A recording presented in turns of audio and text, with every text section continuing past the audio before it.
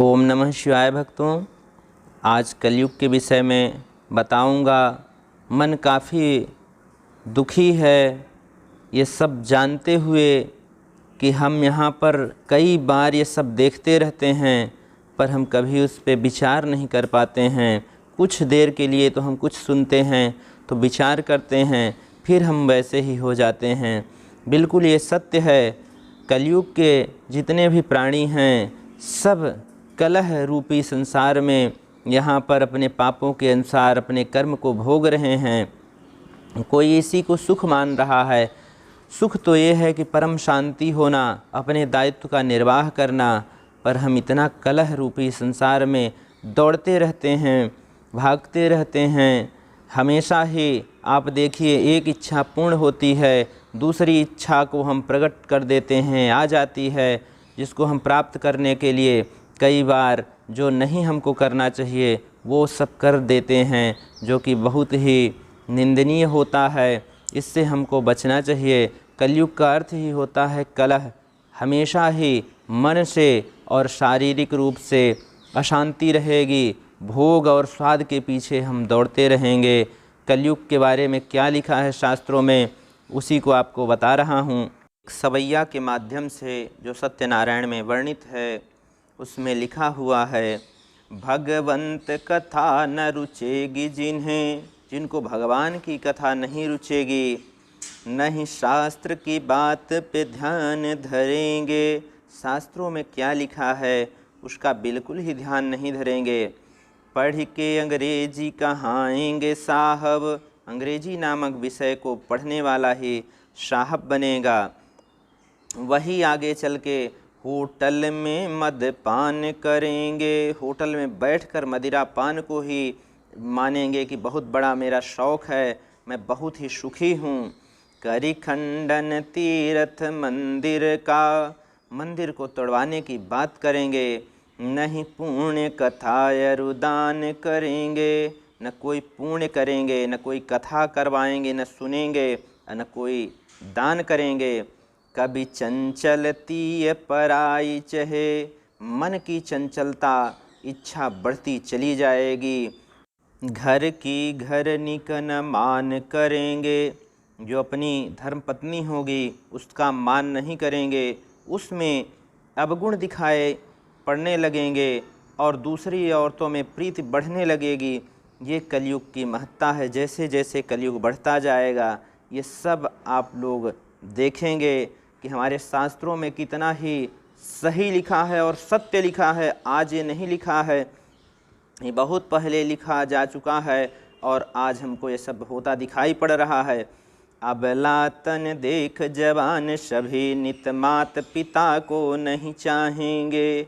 जब माता पिता कमज़ोर हो जाएंगे, बुजुर्ग हो जाएंगे, तो उनके ही पुत्र जो होंगे उनको नहीं चाहेंगे, उनको घर से धक्के मार के निकालेंगे, आश्रम में छोड़ने की बात करेंगे और तमाम मोह फांसों में और अपने बुद्धि को तमाम तरह के विकारों से जकड़ लेंगे और माता पिता की एक भी बात को नहीं सुनेंगे।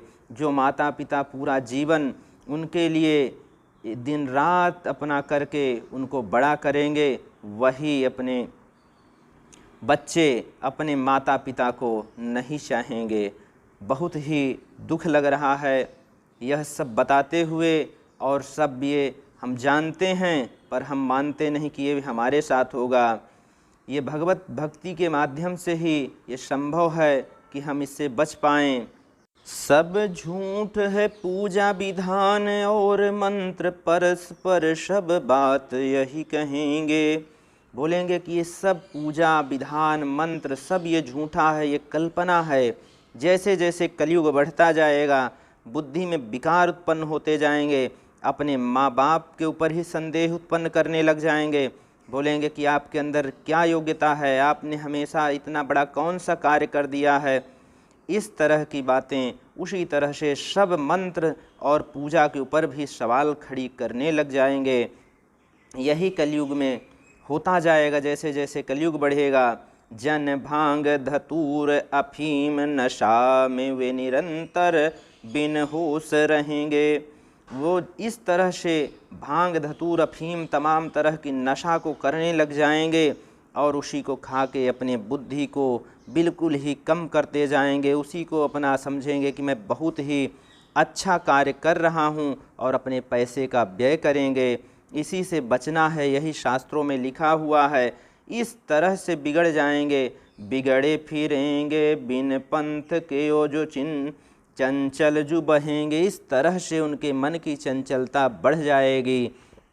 जिस तरह से कोई बहता हुआ पानी कोई बता नहीं सकता कि कहाँ तक ये बह जाएगा और कहाँ पर रुकेगा, और उसी तरह से लोगों की मन की चंचलता बढ़ती जाएगी और इधर उधर भटकते रहेंगे, अपने आप को शो अप करते रहेंगे कि मैं सबसे बड़ा, मेरे को ही माने, भोग विलास में एकदम डूबते जाएंगे। उसी से निकलना उनके लिए असंभव हो जाएगा।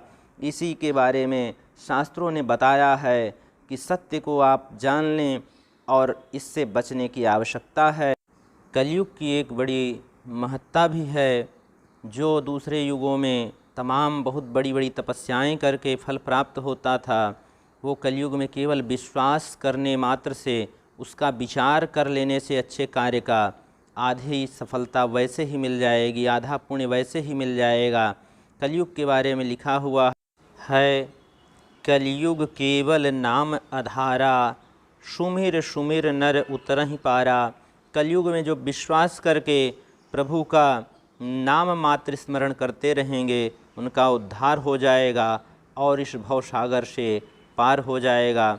इसीलिए भक्तों, आप लोग भगवान का नाम स्मरण करते रहें, आपको बहुत ज़्यादा पुण्य प्राप्त होगा और शास्त्रों के अनुसार बताए हुए नियम के अनुसार आप चलें, सब मंगलमय होगा।